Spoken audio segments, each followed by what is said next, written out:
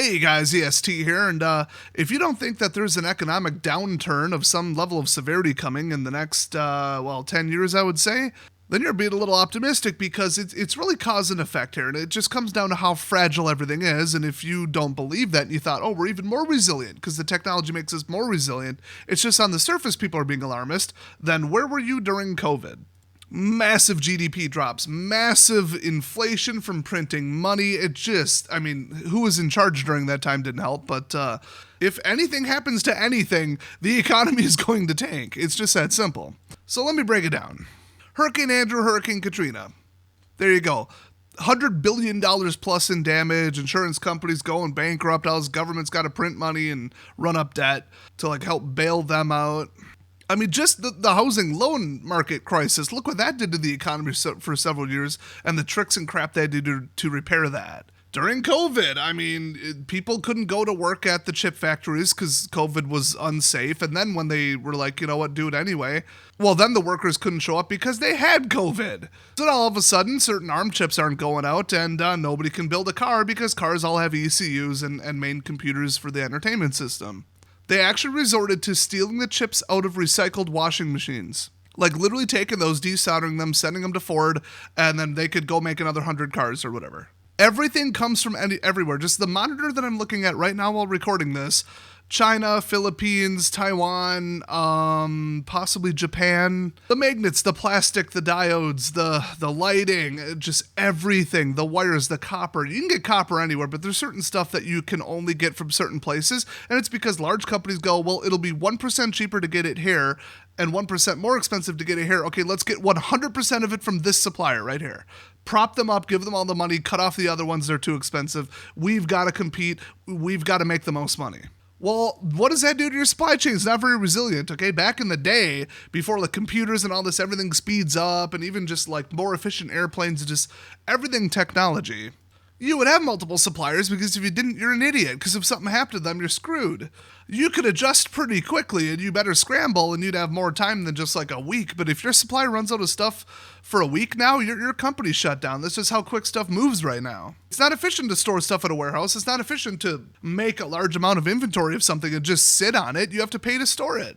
The warehouse, the real estate, the property taxes, the insurance, it's so much faster and more efficient and cheaper to just go ship, go. Send it straight from the manufacturer to the store, JIT, send them exactly 7 and then 8 of these, and there we go.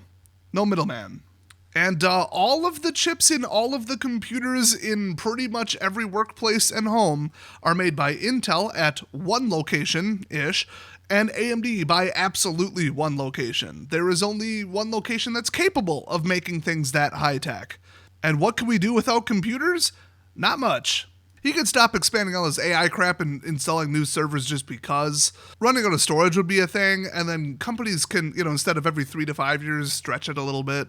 Unlike the computer replacement, but that'll buy you about a year or two. And without computers, you don't have a business. And what happens when you can't get something? It doubles in price. Look what happened to car prices, even used car prices during COVID. Mudslides, Thailand, 2012, all of a sudden you couldn't get a 2 terabyte hard drive. And they said, well, let's go to this other company that kind of does precision metalworking to get the heads. Just the heads. Just the arm that goes across the platter on the hard drive. That's all they needed. They rushed it, wasn't quite to spec. 30-40% failure rates in the first year on every 2 terabyte drive across the board at certain manufacturers. One mudslide caused that worldwide. And then when people heard, I might not be able to get hard drives, buy them all up. Doubled in price, tripled in price. Companies couldn't get them. They had to start deleting and offloading data, and yeah, it was nasty. Now imagine a war. Now imagine a California earthquake. Now imagine a really, really bad wildfire. Imagine a larger scale war than Russia. A pandemic. There goes the economy. Anything. If any type of large scale event happens, you can be as prepared as you want for it. What are you going to do about money? Because remember, during COVID, it was a very worldwide thing. It affected a lot of places one way or another. But we all still had to pay our bills. We had to pay our mortgages. We weren't out there fighting in the streets and shooting deer. Okay, that it wasn't collapse. It was just, here's a big worldwide event. And world keeps on spinning, but we're now playing the game on economics turned to hard mode. And anybody going paycheck to paycheck was the first to hear about it. So what can you do about it? If you think there's going to be between an economic downturn to a depression, here's what you can do about it. Now, if you think there's going to be an absolute collapse in the country where you live, This doesn't apply because money will just mean nothing. A collapse means your currency is about as good for burning, you know? We're talking Russia, Zimbabwe, Venezuela, like that level of collapse. You're growing food, you're illegally poaching stuff, you're bartering with your neighbors. That is a whole other thing, okay? My financial tips are not going to help you in that case because there is no finance, there is no economy. That is WROL without rule of law, or SHTF. Not going to repeat that one. Everybody likes to plan for that, but then look at COVID. Were you prepared for that? That was a disaster. Were you prepared for that kind of thing where it wasn't a full collapse? So now that hopefully you're on the same page and you're convinced, one, subscribe if you like my insights on everything already, and two, like the video because it always helps. So I have said some of these things in other videos, but I haven't uploaded in a while. My sub count is going absolutely bonkers, so I'll repeat a couple of these. One, make sure that you don't work at a place that sells dumb luxury stuff that nobody needs. Okay, if you're selling jet skis and jewelry, you might want to consider getting a different sales job or management job or marketing, accounting, whatever. If your company sells something that is not absolutely critical or vaguely needed, you might want to reconsider that. I'm not saying stop doing what you love to do because you're like a power sports enthusiast or you just love jewelry that much or it's just that good of a job just because of a what if. You know, when it's not a sure thing at all. So the backup plan to that is just have as much money as you possibly can laying around. Don't go on that vacation. Don't buy a bigger house. Heck, move to a smaller house. Don't buy a brand new vehicle. You know, whatever you're going to do, just go, no, I might need that in the near future. I might need a lot more money sitting around as a buffer than I think. Now, the other thing is, I got it in one bank account because I only want to stop at one bank. I would have a small percentage, like probably less than 10% of your like net liquid, worth, in paper cash in a fireproof bag, which we actually tested on this channel. They do work. Inside of a safe, hidden, glued to the bottom of some drawer, like whatever you want to do, something safe. Waterproof, fireproof, theft resistant. You're gonna want to do that. And that's in case of an outage, a computer outage, could just be like a glitch. Somebody misconfigured something like AT&T and Facebook. Everybody in New Zealand couldn't get gas on February 29th because it was February 29th and the computers in the pumps couldn't handle that. Yes, software engineers are that stupid, that cheap, that lowballing right now in 2024. They're all overseas, they all got fake degrees, and most of them are very not talented. What if it was a cyber attack? What if it was an EMP? What if it was a natural event? What if, a bunch of satellites went down, which nobody uses satellites anymore, but still. Weather and GPS, that's it. We don't really use them for communication. Not for like primary real communication. But just, what if a bunch of fiber cuts happen? What if, a small terrorist group of 100 people decide to drag an anchor over every single fiber in like every single place they possibly can? Do you know how long that would take to fix? You ain't having no internet or good throughput on the network for a while. What would that do to the skittish people in Wall Street? They turtle up. They buy up assets, sell off stock, and everything tanks. They do it to themselves, and they do it every time. Well, if networks and computers don't work, guess what else doesn't work? Credit card machines, tap to pay, phone-based payments, everything. But you need food and gas and tools and whatever else you need in your average month. Well, then you better have some cash around, and if you just want to go buy something for $5, you better not just have hundreds. Have really the smallest bills you can. I don't think anybody's going to complain about getting 20s instead of hundreds, you know what I mean? But paying a 20 for something that's worth, $3, some little, spark plug for your lawnmower, I don't know, just stop cutting the lawn. But think of an example that's applicable to you. And, I would have a lot of 5s, a lot of 10s. I probably wouldn't bother with 1s, just $5, just round it. I remember one store tried to operate in the dark with just battery-powered flashlights and everything was just on paper receipts because they were like, why not? It's independently owned. I got no, books to report to like Walmart headquarters. I'm going to keep the store running. It was hopping. They were doing some good business. People needed stuff. They needed tarps. They needed generators. They needed all this stuff. So they're popping off. But a tornado came through. We had no power, no internet. They put a big old sign that said cash only. And guess what? Couldn't get to the ATMs. You had to drive about 50 miles to get to a working ATM. And the funny thing is, people were doing that. People were just going nuts, selling stuff on street corners, impromptu, I guess you could say rummage sales, tag sales, bag sales, what do you guys call it? Garage sales. We say rummage sale in Wisconsin. Phones were typically working. I mean, people had like battery banks and solar and generators and cars, obviously just plug it into your car. And cell towers were up and running. So people were on Facebook Marketplace selling some stuff. It was popping off. There was some economy going on. Why? Not because they suddenly were just that bored. It was because they needed cash paper money. Well, that and usually from your phone, you can actually PayPal or Venmo some people some money too. But yeah, it was getting dire for people that were caught unprepared. So I don't know a prepper that doesn't have a fairly large amount of, cash paper money. I would say 200 minimum if you could float it. I know everybody's in a different economic situation. I have, over the last 2 years, dipped into that fund down to zero many, many, many times because it was that or miss a bill, miss a payment. It is what it is. But I also know some people who have between $2,000 and $10,000 in their house in multiple places, multiple fireproof bags, multiple safes, multiple locations. Now, that level of resilience is more like, hey, what if they go full Canada? Hey, you bought a t-shirt. You supported this thing. You tweeted this. You said you supported the truckers. We're locking your bank account until you go to a re-education camp. In Canada. This is not like Nazi Germany. This is not a sci-fi movie that happened in Canada because you idiots voted for Justin Trudeau.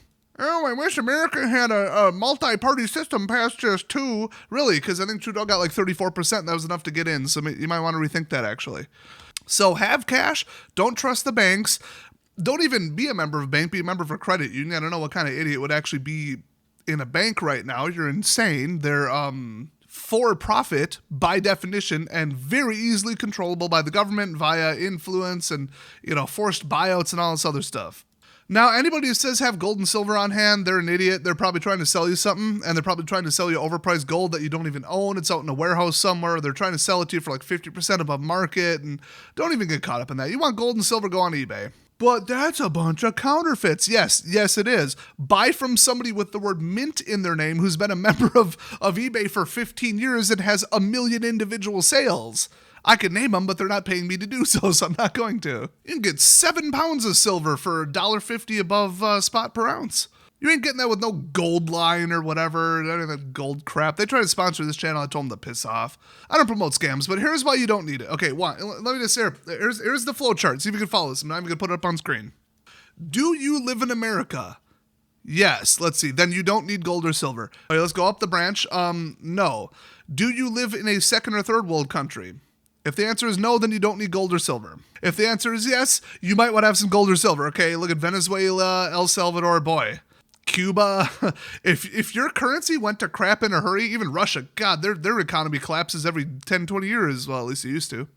If America's economy collapses, our supply chain, our production, and our portion of the market buying stuff worldwide is going to drag the rest of the world down with them.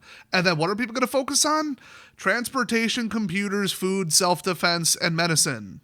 So if you need Tylenol and you're like, all I got is gold, let me try eating that. Good luck. Okay, it's what are you going to do? Put it in a slingshot and launch it at somebody? That's about the use of gold and silver.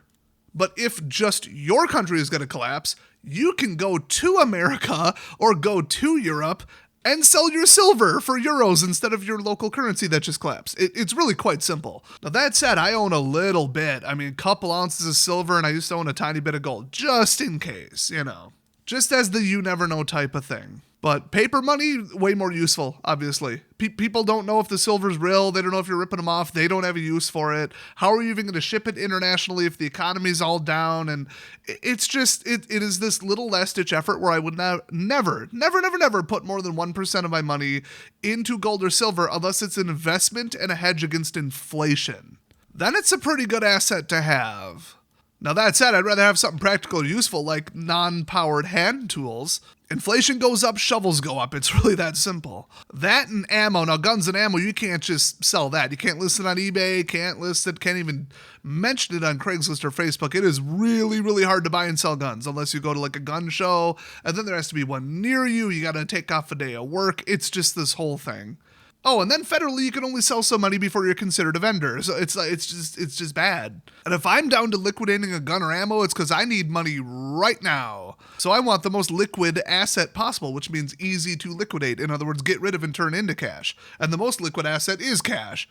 Now, another thing you definitely want to get is any kind of, emergency to just semi-emergency medical stuff. So this ain't a sponsored video, but they sponsored me in the past. There's companies out there, Jace Medical is one of them, obviously, that'll sell you all kinds of prescriptions. Their main thing is their antibiotic kit. I still got mine. The way I'm storing it, in the dark, in the cold, it is probably going to last 10 to 20 years, according to military studies.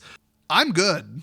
If the supply chain breaks down, Where are you? I mean, you could try and bribe people. I don't know who would just have this sitting around. I'm not selling you mine for any amount of money. I got one regiment, one like dosage table. I forget the term, but I've got one of each, and they each handle different types of infections. So I'm not risking my life for even $1,000 a bottle. Sorry, that is the last thing on planet Earth I'll ever sell. I also, at the gun show, believe it or not, because, based preppers there, just saying, bought a $110 medical kit made by an actual doctor and nurse who, put it together because they couldn't find one that was up to their standards. It's got to stop the bleed. It's got, gauze. It's got all kinds of stuff, really serious, gunshot wound level stuff. And I quickly learned how to use it. It's actually pretty easy. Got a tourniquet too. That's the other thing I want. I mean, tourniquets ain't going to save your life. You got to put on a tourniquet and get to medical assistance real quick. So I don't know if that would be the first thing I would buy, but that's just daily safety, whether the economy's tanking or not. Leave that in my car. That's where it is. But, something that would require stitches and you want to just slap something on it that will leave a scar but stop the bleeding so you don't die. Yeah, you're going to need that if there's lines at the hospitals or they're closed or there's some natural disasters. You literally can't drive anywhere because the roads are packed. Cyber attack, they got no computers at the hospital, which actually I've worked at hospitals. They are trained to deal with that. In fact, the cyber attack was some idiot misconfiguring our firewall in the middle of the day and knocking out the entire phones and internet at the hospital. Oops. They kept on rolling at 80% efficiency. I was pretty impressed. So have medical and first aid stuff. I have allergies to the point where it wouldn't just be a mood thing. I wouldn't just be uncomfortable. I wouldn't just be going through Kleenex at a high rate. I would be ready to claw my skin off. I don't know what kind of weird condition I have, but if I even try to get off my meds for 1 day, my skin is like I just rubbed mold on it. So I would be miserable to the point of in serious mental state. Let's put it that way. Unable to do anything else if I was off of antihistamines for even 48 hours. I can't even imagine. In an experiment, that was going to be a video, but it went so poorly, I just didn't even finish it and didn't even upload it. I could not be off my meds for more than, I believe I made it 37 hours. This was in the winter. This was not in the middle of spring or fall where mold and ragweed are everywhere. So I don't know what the hell's wrong with me, but I've got 3,000 days worth of generic Zyrtec that I imported from another country, and I mix brands, mix sources. I got some retail, some local, some Costco, some Sam's Club. It's a good place to pick up 1,000 pills. And then inside of Mylar, I've got just to prevent nutritional issues, which will cause illness. So I do consider multivitamins to be a medical item. I've got what is effectively probably a 10-year supply, because you could take a multivitamin once a week and get a pretty good effect out of it. You don't really need it daily because you're just going to run through your body. But if you don't want bone issues, immune issues, sleep issues, metabolism issues, even scurvy, rickets, you could get crazy with this vitamin deficiency stuff and mineral deficiency. So if you're eating ramen and rice because the supply chain's all messed up, or just stuff out of your garden, which is actually pretty nutritious. But Wisconsin, we ain't growing citrus. It's too cold. So, you'll be short on something if your diet isn't as good as it is right now today in the first world. So I have got packs of 20 individual Mylar, sealed up, oxygen-free multivitamins. That should stop them from going rancid. They should have a shelf life of about 10 years. And I would bust those out if my nutrition level starts going down because my diet becomes very, very compromised. There's a good reason everybody was sick and dying in their 40s back in the day, okay? And this was part of it. Bad diet. Obviously they didn't even know how germs worked and there was lead and all that stuff, but still. Malnutrition was the number one cause of early death by far because it leads to illness. It leads to aging. It leads to cellular death. Now, consumables, this isn't really an emergency thing, but if there's an economic downturn, which I got so far out ahead of it, I thought, pandemic, we're starting to see lockdowns, it's spreading. This is going worldwide. First thing I did was bought up nearly a pallet, a ridiculous amount of hand sanitizer, and I flipped it and made some money. Okay, I'm not scalping. I'm not going, you're going to pay 10 to 1. Give me $10 for this little bottle or your family's going to die. I was selling it for mid-grade department store price. Okay, Walmart still was undercutting me, but you could find the prices I was charging in a store, okay? I wasn't going to be a dick about it. I mostly sold it to friends and family and, stuff like that. But I had some contacts, people buying in bulk, and I donated a third of it to some nonprofits, police, fire, that kind of stuff. They said they were out. I brought it in. I mean, I worked at a hospital during all of COVID, so obviously I brought some in there for just my office. I thought masks were kind of silly. Didn't really buy those up, but I got a pretty good price on them still when they started being recommended and required due to some interesting regulations and information we had at the time is all I'm going to say. But remember, everybody's like, oh my gosh, wait a minute, people can't work at the toilet paper plant. Uh-oh. Well, people can't work anywhere. Better buy up the whole supply. And remember, something that big and that cheap is going to be the least held in a warehouse for the least amount of time. If supply gets shut off, the entire country is going to be out of it in a week, okay? Now, I mentioned spark plugs earlier. Okay, spark plugs for cars. Those things literally sit on the shelves for like 5 years at some places. If you turn off the supply of spark plugs, people aren't even going to notice. Small item, worth a ton of money, and has an infinite shelf life because they're built tough as nails. If it could survive 10 years inside your engine, it could survive 20 years on the shelf, without like oxidizing, melting, going bad, rotting, or any of that. So some stuff you don't have to worry about. Some stuff is expendable. So I also bought up, among a bunch of other stuff, anything to wash anything. I got hand soap, I got hand sanitizer, I bought up several gallons of laundry detergent, got a really good price buying it in that quantity actually, with a coupon. And a couple months later, it skyrocketed because everybody was like, oh, yeah, I'm going to need this. What are people running out of and hoarding now? What just turned off the spigot of large, hard to ship, inexpensive items, $10-12 for a gallon that weighs 8 pounds of soap. Nobody wants to store that in a warehouse. Nobody wants to pay for that. Nobody wants to move that 8 times, That is a fast run out item and everybody uses it. Anything like that, buy it up. I mean, buy it up right now. Like, what are you waiting for the economy to get worse? You probably shouldn't be waiting for it to get better because it's probably not going to, depending upon the outcome of the next election, but still. I think I've used 1/4 of the amount of laundry detergent that I bought before COVID. And now I'm just looking at in prices from inflation. I'm like, wow, I saved money. Like, it's not like this is going to go bad. Now, obviously, food, but a lot of people, when I say long shelf life food, have a lot of canned goods, have a lot of canned meats is what you really need because, a can full of green beans is like 60 calories. It's completely devoid of anything nutritionally valuable. If you don't believe me, go read the nutrition label, the nutrient section. They elevate the temperatures and burn off anything. And they grow them in garbage soil. But anyway, even corn, a whole thing of corn, 150 calories. That's nothing. Now you get some chili, you get some, corned beef, 1,000 calories. You get some Spam, 1,000 calories. Now we're talking. But also you want carbs because you need protein, you need vitamins, you need all that. But you need energy at the end of the day. You need 2,000 calories a day to move around approximately. I've got about a 9-month to 1 year supply of oatmeal. Obviously in Mylar. One of my best videos on this channel, most popular, is how to pack your own food kits because you can get that many months worth done for like $400 or $500 in total supplies. And you can do it in a day. You get the whole family in, you could get a whole thing together and, look into that. I made a documentary on how to do it step by step. Instead of a little 5-minute thing where I leave everything out, I tell you about pathogens, I tell you about water percentages, everything. You will have a PhD in it. You'll fully understand what you're doing. And most importantly, you will not make mistakes if you watch that video. So please go do so. But that said, yeah, I got a couple little, Tupperware bins and a couple little buckets, waterproof stuff, vary it, mix it up, of oatmeal, sugar, salt, flour, rice, pinto beans, because they have all the amino acids you need and high protein. Soy sauce in glass bottles, traditionally brewed because that'll last forever. And any kind of pasta noodles. That stuff's rough because it's really sharp. It'll get through even 7 mil Mylar. So don't get like bow tied. The best I did was shells, and even some of those get a little sharp. Loss containment on a lot of those is pretty tough. I'm starting to wonder about like spaghetti or something, if that would be smarter. But if you haven't seen my video where I try to live off of just that food in my dry goods for an entire week, it was hell on earth for the first couple days. And then I kind of started getting some recipes together. It turns out you can basically just make like a cookie / dessert crust, like a pie crust with a whole bunch of sugar and oatmeal.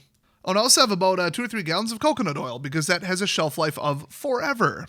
So between all that, it's pretty good food variety. I could supplement it with whatever's in my fridge, whatever's on the shelf. And this isn't, oh my God, collapse, everybody's shooting each other and I'm hiding in the woods with my supplies. I got my car out there and society collapsed. That's what people think when they think emergency food. No. It would be the last thing I bust out, but if I really can't afford food that month because my mortgage and my rent and my expenses and gas just to get to work went up, guess what? We're eating rice. And maybe you go to the store, they're out of it because everybody's buying up the cheap stuff, or everything went up, or your store went bankrupt or is closed because of a labor issue or a conflict, or you can't even go into the city because there's rioting and crazy liberals. Whatever it is, I've got 1,000,000+ calories sitting in my house taking up very little room. It's like one closet. So have that and don't just think, well, this is like a total collapse item. No, it's an economic depression thing. I got so bad before I finally took in some money last year. I was very in debt because of just business, medical stuff, and COVID, just everything all together, and just interest that wasn't getting paid off kept getting worse and worse, spiraling every month. And it was to the point where I could not justify going to the grocery store and dropping $50 on food. I had to eat my food supplies. I didn't bust open a single thing of Mylar, but I was into the spare untreated rice that I had like a 50-pound normal bag of, which you can leave that around for 3 to 5 years usually. And I was eating noodles. I was eating canned vegetables. I was eating a whole bunch of my food supplies, and it was fine. It was like better than going out to eat because I was home cooked. I mean, it was pretty good stuff. I got pretty darn good at stir fries because I had some stir fry noodles. Canned chicken. Oh my gosh, you can make sandwiches. Pulled pork I had. It was pretty good actually. I had to consciously think, hey, wait a minute, I got a new job. I paid off all this debt with one big contract I did last year finally. Now I'm all set. Hey, I should go to the grocery store. And I realized I literally have not been to a grocery store in 6 months. And I just didn't even realize it. I came home and I cooked. I just cooked something and tried to do more work because I needed more money. So imagine that affecting you personally. It doesn't even matter how big or small scale it is. You can just lose your job and then really have some tough time finding a new job because of a labor surplus. Like if a whole bunch of people came into this country all of a sudden, maybe. I don't know what scenario that would possibly be. But then the economic emergency, the collapse is just you. It's just your personal finances, your life, and your family. Well, you want to be resilient, so don't think of food as like an emergency only thing. Now, water filters, I would have one, but for an economic thing. But if there was any kind of outages, rolling brownouts, and energy crisis, guess what's not going to work? Water pumps and filtration. Guess what's going to happen in case of any kind of weather event? A boil order. And what are you not going to hear about? The boil order. Because it'll be, this pipe burst, this thing, this, under whatever, underground soil contamination, or this thing blew up because we couldn't maintain it because money. Now the tap water's unsafe. Now they say boil it because it might be a pathogen thing and you don't want to get dysentery.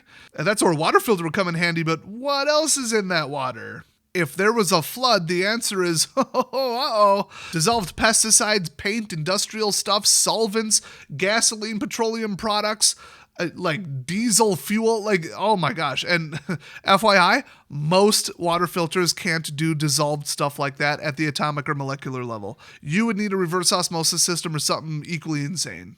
A lot of people like to think water filter equals I put it through it and water equals drinkable. Not even close. It filters particles of a certain size. It can get down to viruses if it's a really good one, bacteria for sure. But what else is there? If I pour gasoline in some water, you ain't getting it back out, okay? Unless you've got a really expensive system. So keep that in mind. But the other thing is we'll just keep water on hand. I mean, it's very heavy, it's very hard to store, and it likes to go bad. But I mean, if you have a single 55-gallon drum, that's about 55 days worth of drinking and washing and basic stuff, you could stretch it. But one little thing, I mean, it's like several hundred pounds actually, because 8 pounds per gallon. But you put a little water preserver, you put a tablet in there, you just have the tablets to clean it. You put in a couple teaspoons of bleach, which you can, at that density, your body can filter it out. It's still not good for you, but you can. You're not going to have bacteria, you're not going to have algae, you're not going to have rancid water. And if you do, just filter it and boil it, so at least you have it. And then that supply doesn't have contaminated dissolved solvents in it, or fertilizers, or any kind of liquid, or anything that can get in there and dissolve really small. If there's an economic downturn to the point where infrastructure starts falling apart and your water's not clean, you're going to get real sick from it. You're going to miss work. You're going to go to the doctor, and then your economic situation is going to get even worse. So I do consider water to be an economic thing. People go, I got to diversify this and this fund and this bank and split this and have let's start at the basics. Don't cost yourself more money. Don't lose more sleep. Don't lose more time at work. Let's start with that, Have backups of your medication. Have whatever you can get your hands on that you need to live, and do it right now when stuff is affordable and available and before you get sick and before the event happens. So watch where you work, have the following supplies that I just outlined. What else is there on top of that to prepare for an economic downturn? Well, what if you lost your job tomorrow? What if your company collapsed because they're not as healthy as you thought they were? Lot of companies out there that make stuff or do stuff, make or do it for a small number of very large companies. It's more efficient to do it that way. So if you work at a welding place that fabricates stuff for some people, and then they put it into their thing, pretty critical, that's pretty good stuff, you know? But then like, I don't know, some giant truck company out of fire trucks or something, I don't know, dump trucks, they cancel the orders because everybody's canceling their orders and they're going bankrupt and they have no demand for their overpriced products. Well, there goes 50% of your work, and now, you guys were only making an 8% margin yearly anyway. I'll tell you right now, the place I work, their like net positive after all expenses and income is less than 10%, and that's typical for most companies. Because if you're competing with someone else, they could operate at 5 to 10%, lower the prices, and completely destroy you. Let's say you work somewhere stupid that people don't need, like a pool company. I guess, I don't know, people would still probably maintain their pools, but landscaping? There you go, landscaping. I used to work landscaping like 18 years ago. Nobody needs landscaping. Nobody needs hardscapes, nobody needs trees, nobody needs any of that crap. You work at a greenhouse, a garden, your job's over if the economics blow up. Unless people, make a garden to grow food. Okay, but let's just say your job disappears virtually overnight when the economy's kind of going down and you thought you're good. They are giving people the least amount of notice because they want to make money up until the last second, okay? They will tell you that you all collectively don't have a job at the very last second. Otherwise, people will start leaving and they won't be able to operate, and they'll close quicker than they thought, and they won't be able to finish up and take money for the last couple orders. So what do you do then? Well, real quick, just be better than other people or to get out on the job market like the next day. Well, you're still kind of starting at the same starting line as everybody else. Remember, preppers, preparedness ahead of time, like that's the whole point. Talk to your friends, your family, anybody around you. Talk to just anyone, absolutely anyone. Go to church, talk to people. Go to your gun club, talk to people. Go bowling, talk to people. Go to the bar, talk to people. Just kidding, I hate bars. Everyone you know, Facebook, put it out there. Start asking people on social media. Start texting people. Hey, are there any openings at your place? Like, are you guys always hurting for people? And I actually did that just in case, like, because it was getting a little thin. If I would have lost my job at that point, I would have been in trouble within a week. I would need to go get a job, and even just like a temping agency, if I knew they aren't giving me the contracts, they want the long-time people that they're familiar with and know do a good job, okay? You can't just show up somewhere and do work. I probably could just show up at a grocery store and be like, hi, I have a good credit score, I'm a good age, I'm a hard worker, I have a perfect work record, let me stock shelves at night, for like $20 an hour. I would do it, but what if they don't need people right then? What if 100 other people are doing that? You're still starting from the same starting line as people, which means that you have to be the best. You have to run faster than them in this metaphor. Well, I asked around, and it turns out my friend's place, I wouldn't have thought. They are hurting for people. People are leaving left and right, but they make critical stuff for like a government and like healthcare, so like they aren't going anywhere. But the work environment is kind of rough, and people are kind of looking around, and wages weren't really going up very high, but they start people at 20, 25, 30 an hour. And they will take anyone. Like, if you can show up sober and you have something that resembles a resume. I work in IT and they would take me to go do a very physical job. I could be a manager, a project person. I kind of know wiring too, so I could probably do the job. And like, while I'm at it, I'll fix your computers too. I'm a pretty lucrative person. So it's not like I'm going to go interview with them or put in my resume and then like pull at the last second and say I changed my mind and then come back and say I'm already on file. Okay. I'm not out to like waste their time or scam them.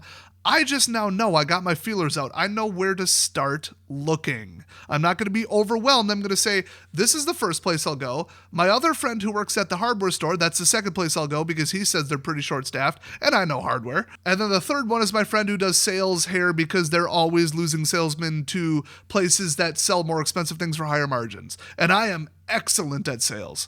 Just on his recommendation, working there for like 11 years, they would take me. So I got my backup plan, my backup plan, and my third level backup plan. If they all fall through, then I'm starting at the same starting line as everybody else. Otherwise, I'm effectively cheating in that job race when, a company lays off 100 people that all kind of do the same thing, and now you all have to compete in the same area or move, and how expensive moving is, and then what if, you move and then the job falls through and just Oh, nightmare scenario. That's why they say have 6 months of living expenses in the bank. It's already 35 minutes of the video, and I'm just mentioning that now because it's such a given that, my God, if that was news to you, holy crap, rewatch this video and take notes. Yeah, you want to have a bare minimum 2 months. Everybody says 2 months. 6 months is like the healthy recommended level in case you have to kind of float it and get into an optimum job and not work 2 jobs or get a job you hate, or, you really want to be able to like get back on your feet without really much of a disruption. So if you're the impulsive type that says, no, but I want this fancy toy now, I've always wanted a boat, I'm not getting any younger, like, okay, I get it, but like, you need to have at least 2 months living expenses in the bank, and preferably some of it on you cash too. But know where the work is at, okay? Don't do what everybody else is going to do. They'll go to like Indeed.com and LinkedIn and Monster and all that and start searching. They'll see the same exact listings, the same stupid foreign recruiters and just trash work for hire temp crap and really, really bad jobs. It takes a while to find good jobs because when they're listed, they're good companies with good reputations that tend to not have high turnover. You don't hear about it. So you want to know about it ahead of time and just ask your friends, how realistic would it be if I said, you know what, my whole company got hit by a meteor, we're out of business, and everybody died. But I was off that day. Okay, cool. I need a job like right now.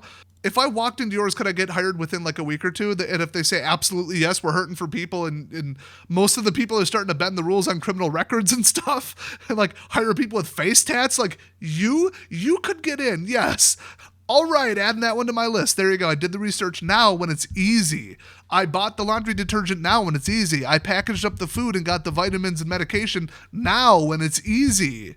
It's like some sort of emergency preparedness or like prepping. You could even dare call those people preppers. So be an economic prepper. Like everybody's, zombie apocalypse, World War III, total collapse of society. I'm prepared. Because if you're prepared for the worst, you're prepared for everything less. Well, I think we all learned during COVID that wasn't true. You're much more likely to see an economic effect before you see a full-blown chaos collapse of society, everything, okay? Still plan for that, but plan for everything in the middle because it's a little bit different, because we live in a different society than the 1850s where all you needed was survival stuff. If you lost your this, that, the other thing, your house, your ranch, your family, your job, your whatever, well, all you needed then was food and survival stuff and water and a job. Like that's all you needed back then. Now it's a little more complicated. The world keeps spinning as everybody's suffering. You still got to pay your bills. You still got to pay your mortgage. Okay, that's how COVID went, and that's how the next event is probably going to go. That's why economic preparedness is the number one. So have money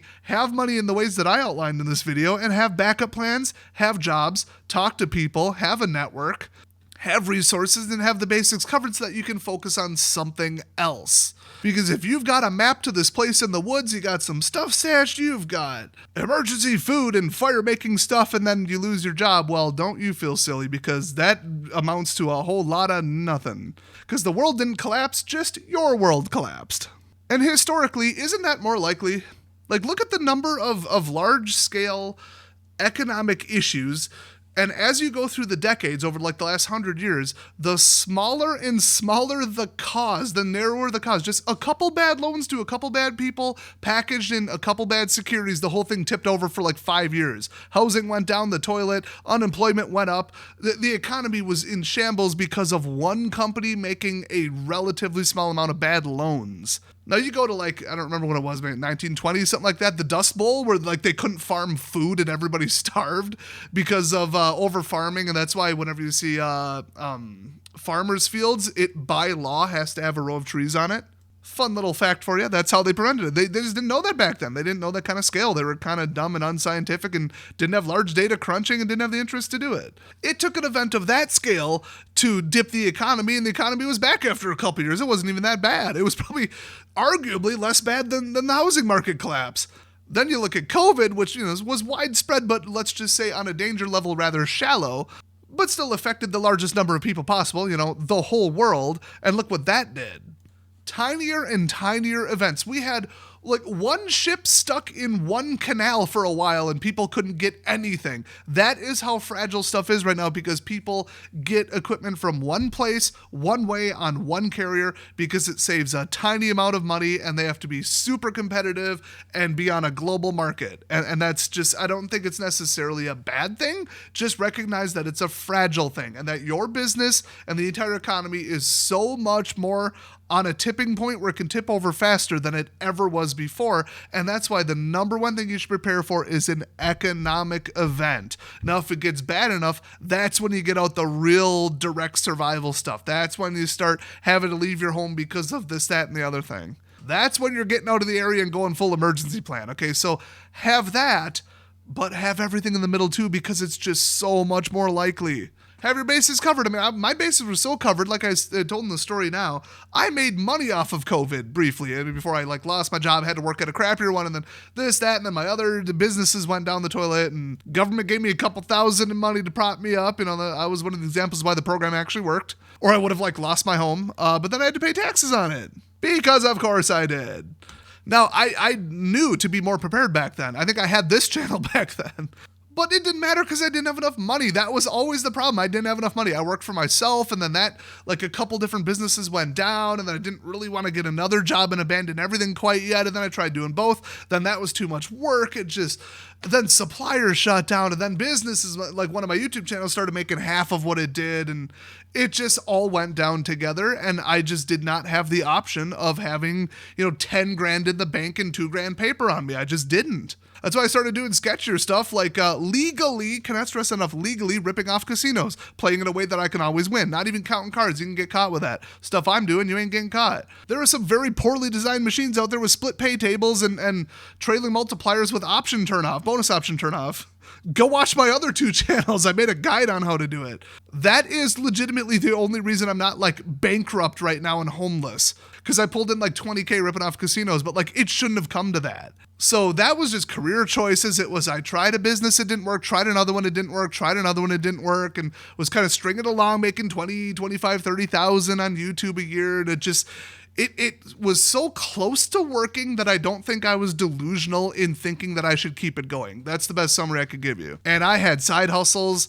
I did sound and PA event planning. I've done everything on the side you could possibly imagine, working 50, 60 hours to make it work until we can really, really take it off, selling stuff on eBay, flipping stuff, going to auctions, just hustling, just getting her done, but it just wasn't enough. It was barely just enough to get by and pay off some bills that kept stacking up. So I personally did not have that option, and here I am sitting here telling you to do it. So don't get offended if you're like, but I can't do that. Now you're just making me stress out more and panic, because we're already in an economic crisis. I already can't afford food. I already only have one income in my household. I already this, that, and the other thing. Well, it is what it is. Just be aware of it, and just do the stuff that didn't involve money. I'm not saying, I never want to say on this channel, you need to go out tomorrow and spend $1,000 on this or you're going to die.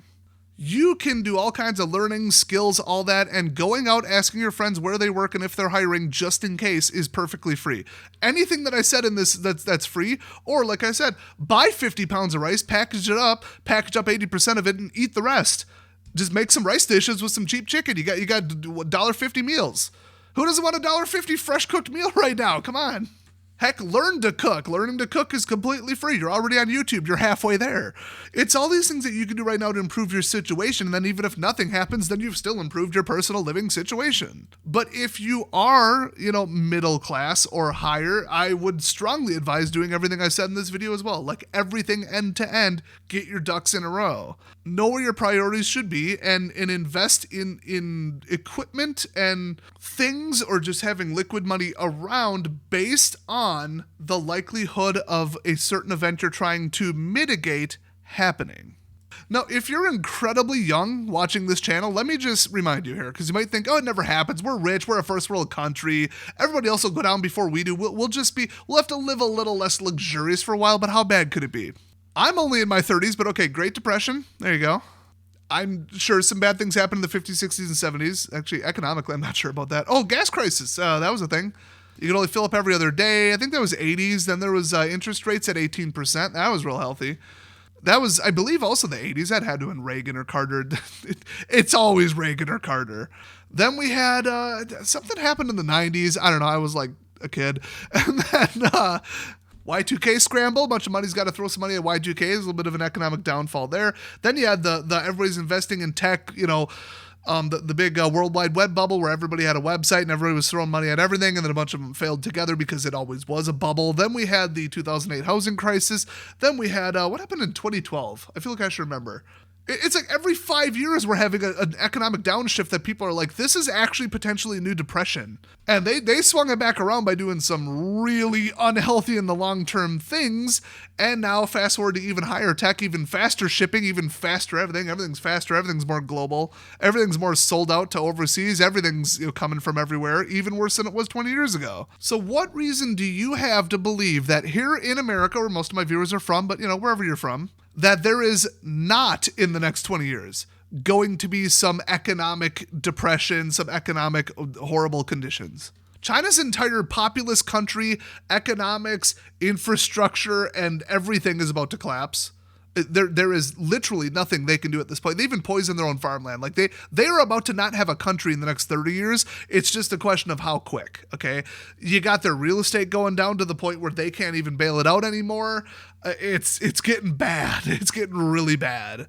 And the medical costs, you never hear about this medical costs in China going through the roof, and the fertility's going down because everybody has ovarian cysts because of all the illegal pesticides and hormones that they're putting in the pigs. Look at just type in mutant Chinese farm pig. Just type that into Google. You'll see some pictures. It's widespread. What's going to happen to the rest of the world when China goes away? Let's say everything's peachy, no earthquakes, no hurricanes, everybody's living in peace and everybody's hugging each other, everything's great, world peace, and then just bloop, there goes China. Well, there goes world peace. We're seeing more polarization, more war, more people just angry at each other, more brainwashed idiots, more people too lazy and too incompetent, stupid, and ADD to do anything that resembles work. Nobody can even have a stable family anymore because of their impulsive, defective personalities. They can't even stand to be in a relationship with somebody else. Birth rates are going down. Immigration is going through the roof. Crime's going through the roof. Everything is going to crap. Tell me why in the next 20 years you think there's not going to be an economic downturn compared to the last 20 and the 20 before that and the 20 before that. Well, what is different now other than it's more likely to happen for various reasons that I outlined? We are going to see an economic depression, period. If aliens show up tomorrow, which would be kind of hard because they don't exist, or they suddenly make a breakthrough and have a functional fusion reactor next week. Those would be the two things. Virtually unlimited free energy from tritium in seawater, which we have a lot of on planet Earth. We'd be going full post-scarcity Star Trek pretty quick. Anything other than that, we're on the downslope, so you better be ready, because the first thing that's going to happen is economics. The second thing that could happen is societal collapse, rioting, total breakdown, martial law, like really bad stuff. But the economics come first, and that's why you got to be prepared for that first. I think at this point you get it. Anybody who's not convinced why you're even watching the video still at this point, you probably already left and are living in your delusion. So if you like the truth and you like my broken down, like real long format stuff, I know a lot of security workers, a lot of people watching podcasts, a lot of truckers watch this channel. Shout out. Glad I could brighten up your day with some really extensive, useful, well put together stuff where I actually used an outline this time. But we got more like podcasty kind of stuff. It's not on a regular schedule on this channel, but I've got a big back library, backlog, back history. I don't know. I'm too tired today to think of words. It's been a stressful week.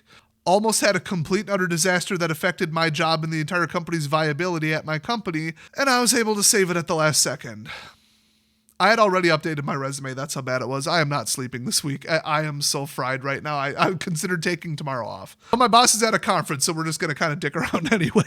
Gee, I might only do 20 tickets instead of 40. Also, our group policy is still broken. But usually, I have more time to make more content. I just finished a big project, so you're going to see more on this channel. So subscribe if you don't want to miss it. Thanks for watching. I appreciate every single one of you.